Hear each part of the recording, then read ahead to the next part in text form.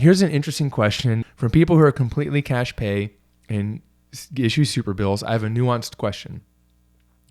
Is there ever a situation where your fees per code would be significantly higher and then you, quote, discount for self-pay rate? Would this ever be an advantage for a client seeking reimbursement from their insurance company? I had a client who had previously been seen by an in-network provider, and they were asking about how the other provider had these very high costs for codes and insurance paid a percentage. The client was obviously hoping to receive as much reimbursement as possible. I feel like this wouldn't change anything since insurance is only going to pay, if anything, a percentage of what the patient pays anyways. I told this patient that I wasn't able to do that, but I wanted to make sure that this really isn't something that happens. Basically, what she's saying is a patient came in and said, hey, I want to get the most reimbursement possible. Can you put on my bill a higher price than what you're actually charging me to make sure that I get reimbursed completely? Because my other physical therapy clinic I went to before did that. So basically, this patient had been to in-network PT and they saw either the EOB, the explanation of benefits, or their bill, and it said that the clinic probably billed $300 a unit, but they were willing to accept the $50 a unit that the insurance was going to pay, or something to that effect. And I'm now here as to my cash provider. Can you do the same? Because they're thinking it's like same, but that's not really how it works. So if you're in network, some people say you can't, some people say you can. I've seen this both ways, and I know providers that have done it because they've done it with me, is provide a same day cash rate. Maybe people have to sign a waiver that says, I don't want to use my insurance. I haven't really had to do that, but there's same day cash rate. So it's almost like a same day cash discount. And look, Blue Cross could have that discount too if they actually paid me the same day. There is technology to do that. You can do an instant wire transfers, instant, like authorizations, et cetera. They just choose not to do that.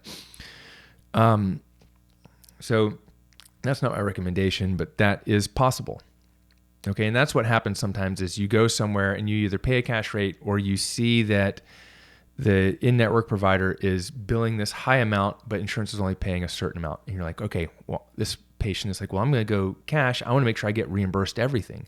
So can you basically inflate the prices? And I've had people ask like, well, can you just charge me $150 and not do it? It's the same as if someone comes in and let me make sure I get this right. Like they're getting a discount, right? So let's say I'm charging $100 a visit, but I'm giving the person a 20% discount, so $80. So really let's say I'm charged $200 a visit. I give them a 20% discount, and so it's $160 that they pay. When I give them a super bill, I'm not going to give them a super bill that says they paid $200 for the visit, but only charge them $160. Because now the patient is getting a super bill that says they paid $200. That's fraud. The super bill needs to say provider discount minus 20% that the patient only paid $160. So the patient is, paying $160 for the visit. It's like if you give someone let's say someone says, well, can I, okay, if you got me down for 8 visits, can I just get all the super bills ahead of time so I can submit to insurance? They can't do that either because they haven't received the care.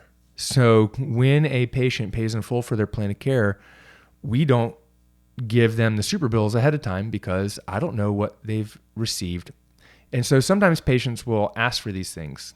And as a provider or even your front desk might be like, let me try to make the person happy and give them what they want, especially if the patient is like a former lawyer or something. Sometimes they're just very convincing. I've had this happen.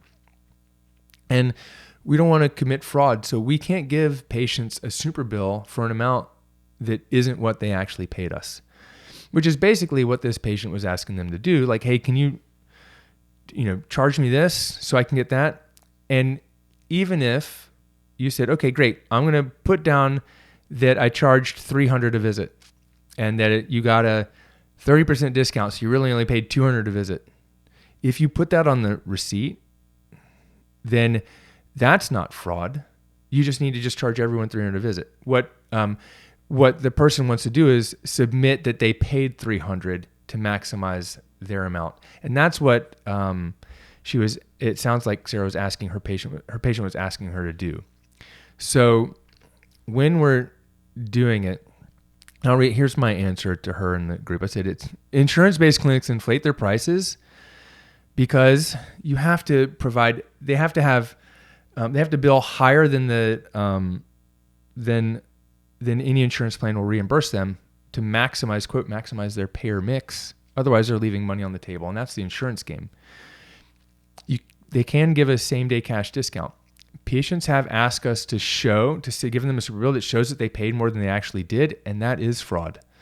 In a cash practice, there really is no reason to inflate your prices and then charge less. What you want to do is make sure you're charging appropriate level of prices. And when you give patients a discount, you can put provider discount on there and show whatever it is, 5, 8, 10, 20% discount. I don't think you need to give more than the 10% discount, but sometimes a 20% discount is nice and an incentive to, take action. And then don't give a super bill to people for a visit that they have not actually received. Maybe they've paid for it, but don't give one because you don't know if you're going to do all manual therapy or Therex. And what if the person doesn't come in, or they submit these super bills and then they ask you for a refund because they didn't like you or something? You can't really do that either. So hopefully that's clear. I think the main point is, and I've had patients do this, is that patients will sometimes try to coerce you or strong arm you or guilt you into doing something that feels like a benefit for them, but it doesn't feel right for you. I mean, I've even had patients come in and say, hey, I need to see your document, your intake, not your intake, your consent form. It's not right. Let me talk to your lawyer. I'm like, no. Just because they didn't understand something, they read it and, they're like, oh, I want to submit this to Medicare. I'm like, well, we're not a Medicare facility.